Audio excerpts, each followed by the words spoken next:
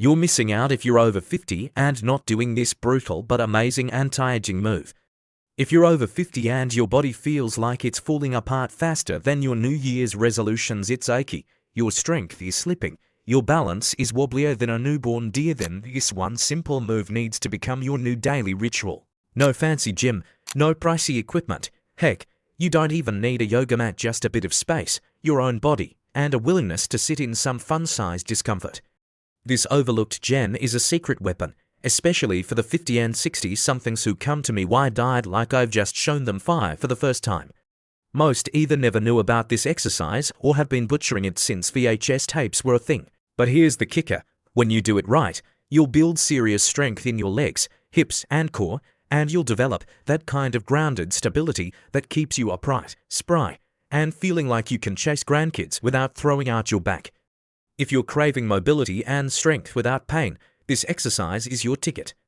Just ask Mark. He went from trembling at 20 seconds to hitting 3 minutes like he was auditioning for the squat Olympics. So let's dive in. The move, it's called the horse stance. Sounds majestic, feels humbling. Here's how to set it up. Stand with your feet wider than hip width, point your toes out just a little. Sink your hips down like you're lowering into an invisible saddle. Aim for your thighs to be parallel to the ground or as low as you can without cursing. Keep your spine tall, chest proud, and knees tracking over toes. Start with 30 seconds. Your quads will whisper, "We got this." At 1 minute, they'll start grumbling. By 3 minutes, full-on mutiny, that's when the real magic happens. That's when your muscles start talking to your brain and your balance, strength, and posture start making a comeback. Let's talk benefits and why this humble stance might just be your daily dose of age reversal. Number 1. Isometric strength. This isn't just a squat hold, it's a full-on lower body isometric power move.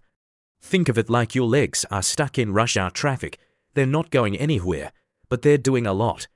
Your quads, hamstrings, glutes, everyone's invited to the tension party. Every muscle is locked and loaded, under constant pressure without a single step or bounce. And your core, oh, it's on babysitting duty, keeping your spine upright like it's guarding royalty. Picture a plank, but for your legs. Yep, a leg plank. Sounds cooler already, right? But here's where it gets good. By holding this position, you're not just stacking muscle like a bodybuilder on leg day.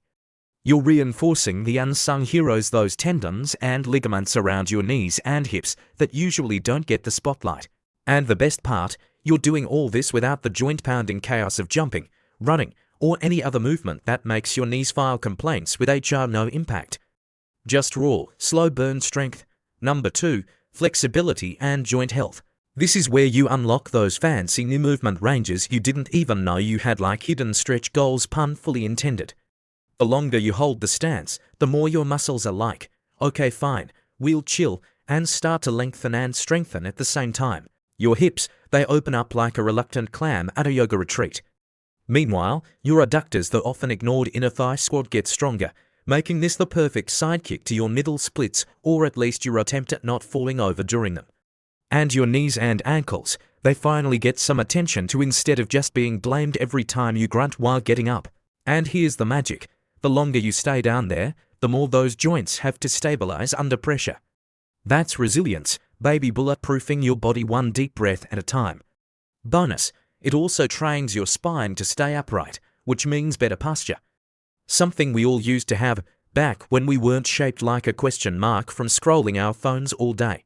Number 3, mental resilience. This is where things go full martial arts movie montage. In the warrior world, they call this rooting, basically becoming as immovable as a toddler refusing vegetables. You ground yourself, get solid, and then the legs start shaking. The longer you hold, the more your thighs throw tantrums, and your brain starts yelling, "We're done here."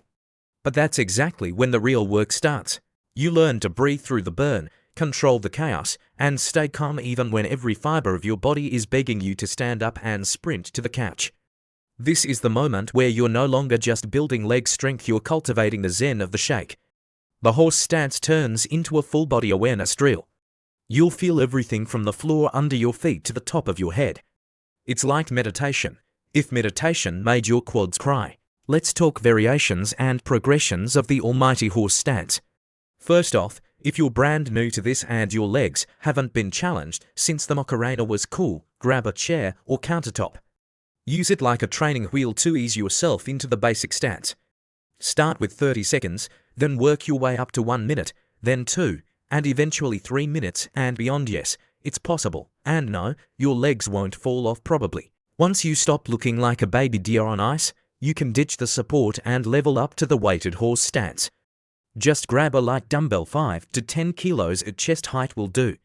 Now breathe deep, hold steady, and try not to make awkward eye contact with your dog while you're suffering in silence.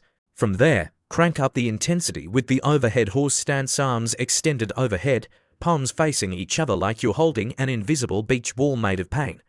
Shifts your center of gravity and torches your core. Feeling bold, add more weight. You're basically turning into a squat Jedi at this point. Next up, the pulsing horse stance. Sink low, pulse up and down, 1 inch up, 1 inch down for 30 seconds, no breaks, just vibes. You can even shift side to side, which looks like dancing but feels like controlled fire. This opens up all sorts of new movement potential once your body forgives you. Here's a quick weekly roadmap. Beginners 3 sets of 30 seconds, 3 by week. Intermediates to 3 sets of 1 minute, 4 by week. Advanced warriors -3 sets of 2 to 3 minutes, 5 by week. Bonus: toss in weights or overhead holds if you're feeling spicy. Form tips so you don't implode. Knees track with your toes, don't let them cave like a Jenga tower. Push hips forward, spine tall, chest up like you're proud of that burn. If I could place a stick across your thighs, it should not roll off. That means you're locked in like a Greek statue of pain. Listen, your body may be aging, but that doesn't mean it has to feel like expired milk. You can reclaim your strength, your stability, and your power, one trembling horse stance at a time. And if you're loving this, check out the other videos on my channel for more exercises to boost your mobility, build resilience, and take back your body. Drop a comment. How long can you hold the horse stance before your legs stage a protest? Let's see who's got the strongest quads in the comments.